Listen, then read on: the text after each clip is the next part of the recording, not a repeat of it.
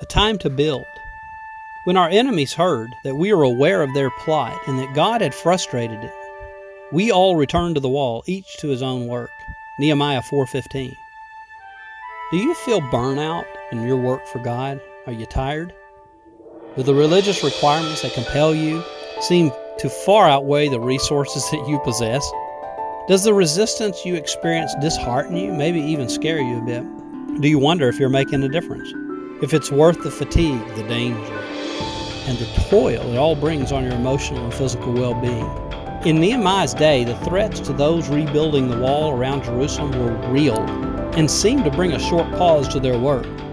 Perhaps the builders were disheartened by the strong resistance they had encountered, for up to that point they had been working with all their heart and were already halfway finished with the job.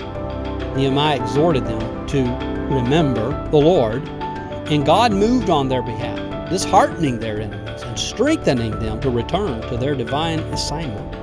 But notice the last phrase here, each continuing their own work. Beloved, we each have a design assignment from the Lord, which is a part of a much bigger agenda. Stop trying to save the world. Stop trying to do everything in the church. You can't. You shouldn't. Do the work assigned to you. If you're not sure what that is, then seek the Lord and find it out.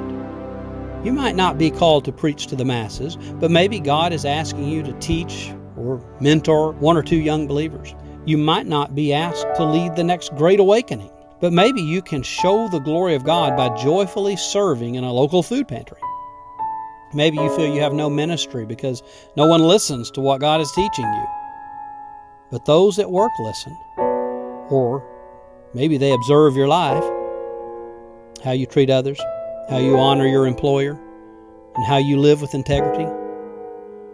I say, what a ministry. What a divine assignment, taking God into the marketplace.